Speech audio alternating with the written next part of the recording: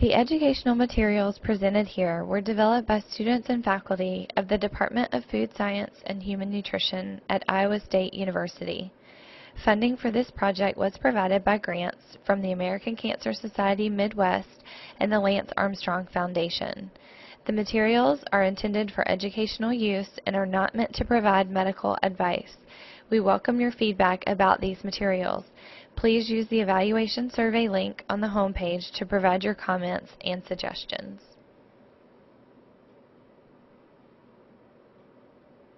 This presentation will cover information about vitamin D and calcium and the role these nutrients play in cancer prevention.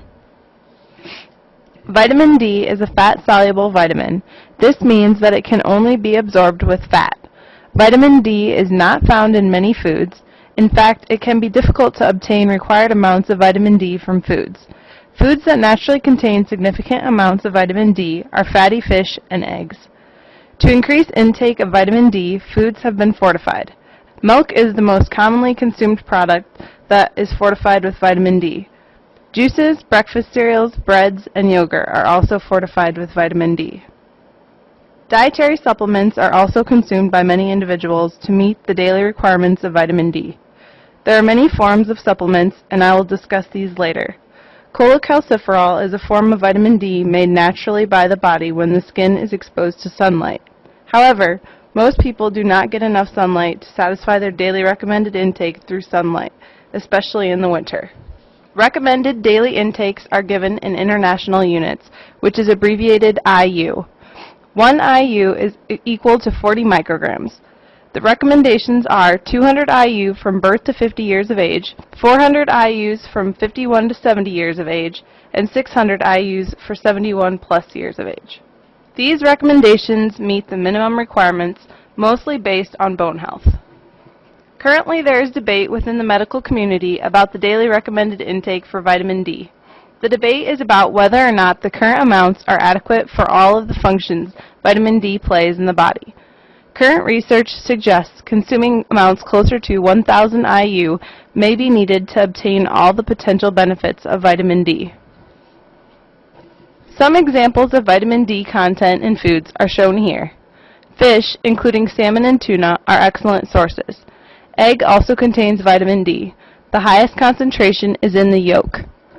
Other good food sources include 3 ounces of beef liver, which contains 42 IU, and 3 ounces of pork spare ribs, which contain 88 IU.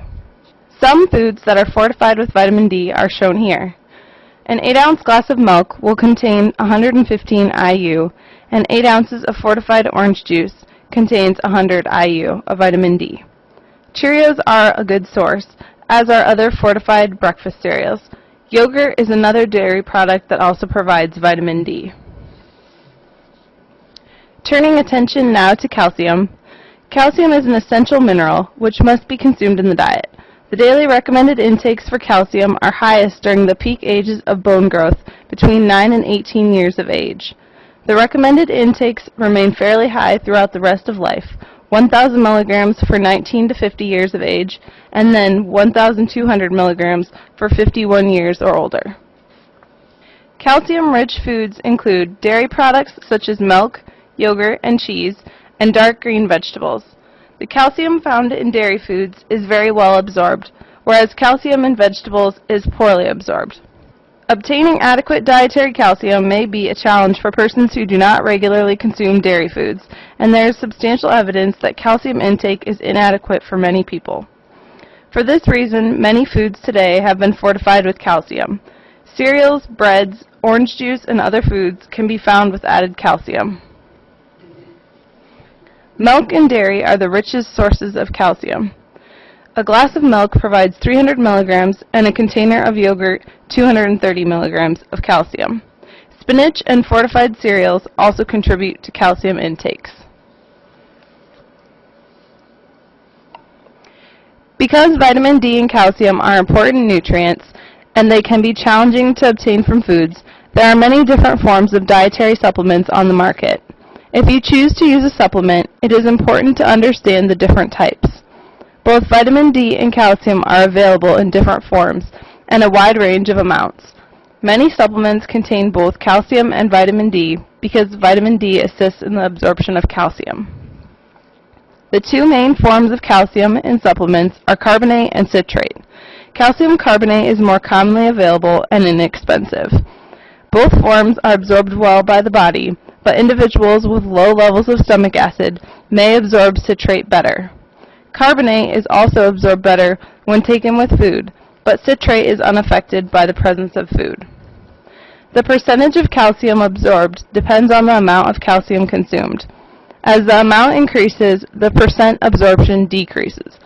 It is recommended that rather than taking one 1,000 milligram supplement, take two 500 milligram supplements several hours apart. Some individuals who take calcium supplements may experience gas, bloating, or constipation, but these symptoms can often be reduced by spreading out the calcium dose throughout the day, taking the supplement with meals, or changing the brand of supplement used. There are two forms available for vitamin D supplements: D2, ergocalciferol, and D3, cholecalciferol. Vitamin D2 is made by the conversion of a sterol found in plants and yeast.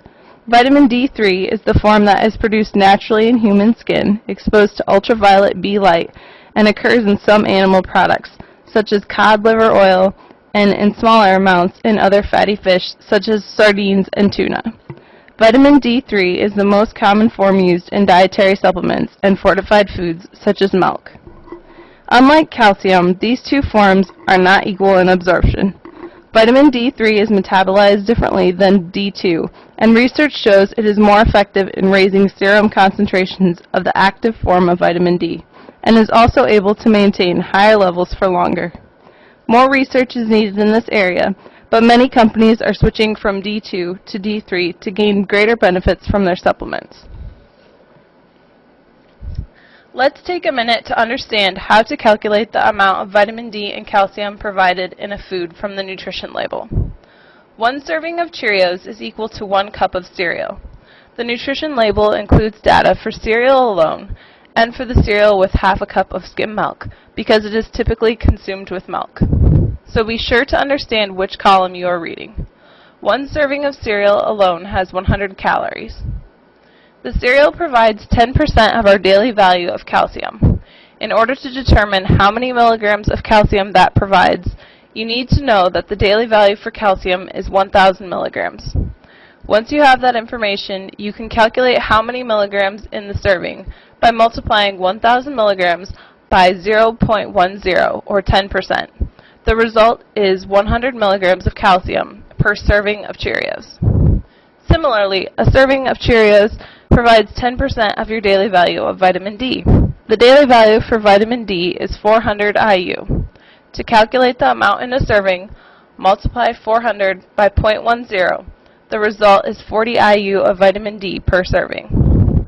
To find a full list of daily values for all nutrients, you can go to the FDA website shown on the slide and search for daily values.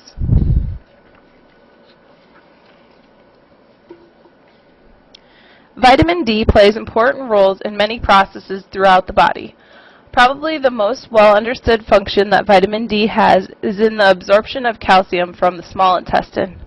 When vitamin D is inadequate, calcium from the diet is poorly absorbed. Another well-characterized and important role of vitamin D is to maintain appropriate levels of calcium and phosphate in the blood to ensure proper bone formation, mineralization, growth, and repair. Vitamin D has other roles that have been less well characterized. It is thought to improve muscle strength and immune function and reduce inflammation. People at risk for vitamin D deficiency include breastfed infants, older adults, people with limited sun exposure, people with dark skin, and people with fat malabsorption. People age 50 and older are at increased risk of developing vitamin D deficiency because as they age, the skin loses its ability to synthesize vitamin D as efficiently, and the kidneys also convert less to its active form. People living in the northern latitudes, homebound individuals, and women who wear long robes and head coverings for religious reasons may not obtain adequate levels of vitamin D from sunlight. People with darker skin have more pigment melanin, which reduces the skin's ability to produce vitamin D after sun exposure. Prolonged inadequate intake of vitamin D will lead to impaired bone metabolism. In children, undermineralization of bone causes soft and deformed bones and can lead to the condition known as rickets. Rickets is rare in the U.S. today, but was fairly common as recently as 100 years ago. When children developed rickets, their legs were too weak to hold their weight, resulting in bowed legs, which often persisted into adulthood. Osteomalacia is the adult form of rickets and leads to impaired mobility and bone fractures. And osteoporosis is a condition that leads to weak and porous bones. Calcium is the most abundant mineral in the body. There are two major roles for calcium. By far, the majority of calcium found in the body is stored in the bones and teeth, providing structural support. However, there is a very small and tightly controlled amount of calcium that circulates in the blood. This calcium is required for muscles to contract, blood vessels to expand and contract, secretion of hormones and enzymes, and transmission of impulses throughout the nervous system. All these functions are supported with less than 1% of the total body calcium. A wide range of people may be at risk for calcium deficiency. Children and youth require adequate amounts of calcium to ensure proper bone development. Consumption of dairy products, particularly milk, during these developmental years is of great importance.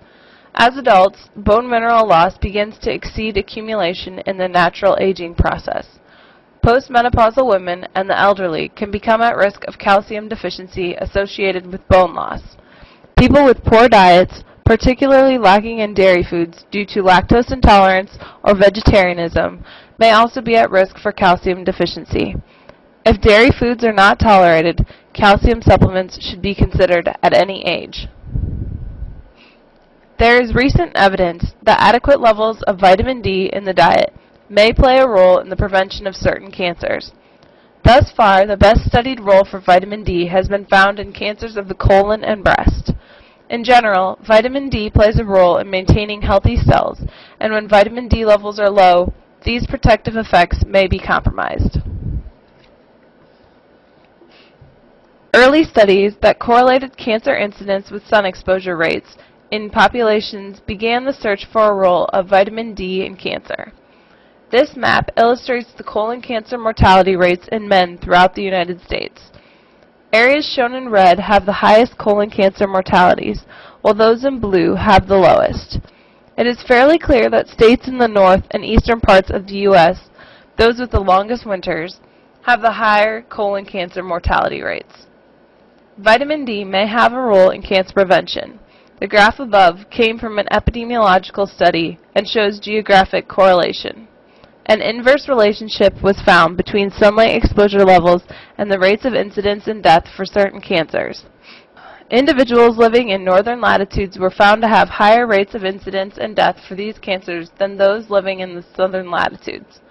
The researchers hypothesized that this is because UVB rays from sunlight are necessary to synthesize vitamin D. This map illustrates the mortality of white females due to breast cancer from 1970 to 1994. As shown here, there is a correlation between the northern, northeastern, and some western states and increased rates of breast cancer. Again, areas shown in red have the highest breast cancer mortalities, while those in blue have the lowest. Most of the southern states are bright blue, suggesting much lower incidence of breast cancer. The graph above came from the same epidemiological study as shown on the previous slide, and again shows the geographic correlation. An inverse relationship was found between sunlight exposure levels and the rates of incidence and death for certain cancers. The exact role of vitamin D in cancer prevention is still unclear. However, researchers know that vitamin D plays an integral role in cellular differentiation. Increased levels of vitamin D decrease the growth of cancer cells and stimulate cell death. Most vitamin D cancer research that has been done is observational, and more epidemiological studies are needed to support the findings that have been made. Observational studies include things like food frequency questionnaires, interviews, and recording dietary intakes, which are all subject to a large amount of misinformation and error.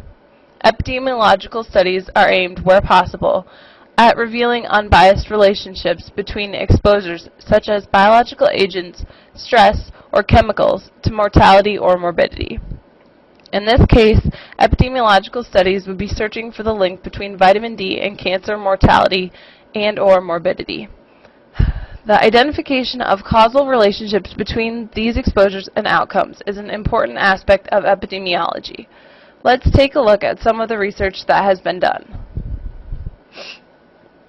The third National Health and Nutrition Examination Survey, published in 2007 by the Journal of the National Cancer Institute, is one of very few epidemiological studies on vitamin D and colon cancer.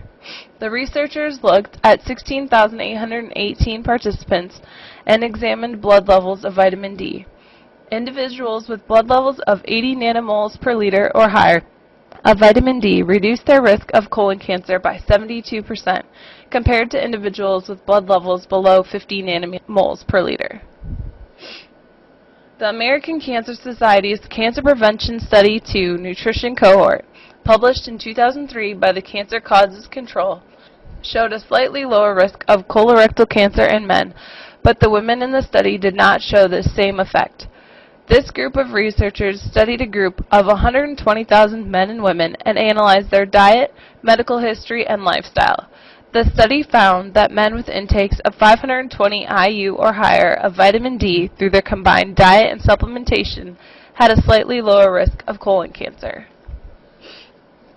In the same study of the American Cancer Society on Cancer Prevention Study 2 Nutrition Cohort, researchers also singled out postmenopausal women who had no family history of breast cancer. These 68,567 women were then given a questionnaire on dietary intake, medical history, and supplement use. Researchers looked specifically at calcium, vitamin D, and dairy consumption in their diets. The study concluded that women who consumed higher amounts of calcium and vitamin D from dairy sources decreased their risk of breast cancer. Take a moment to answer this question. True or false? Vitamin D is not necessary for calcium to be absorbed in the body. The answer is false. Vitamin D is necessary for calcium to be absorbed by the body, as it aids in absorption of calcium from the small intestine, and it also helps maintain blood calcium levels. In research studies, calcium has been shown to play a preventative role in colon cancer and breast cancer, especially breast cancer in premenopausal women.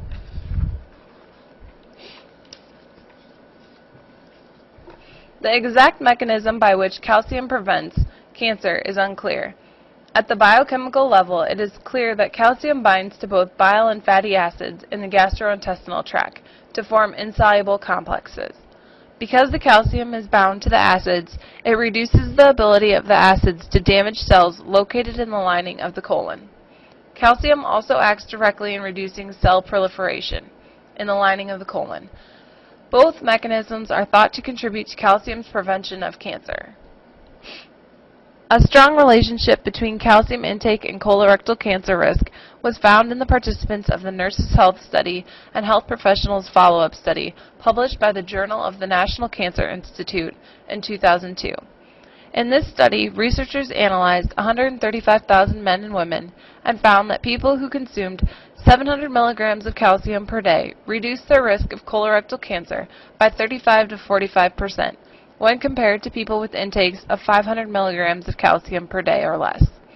This effect was only recognized in the distal area of the colon, and intakes showed no effect on the proximal colon. Another study done by the National Institutes of Health American Association of Retired Persons Diet and Health Study, which was published in 2009 by Archives of Internal Medicine, showed that high intakes of total calcium, dietary calcium, and calcium supplements were associated with 20% lower risk of colorectal cancer among men and 30% lower risk among women.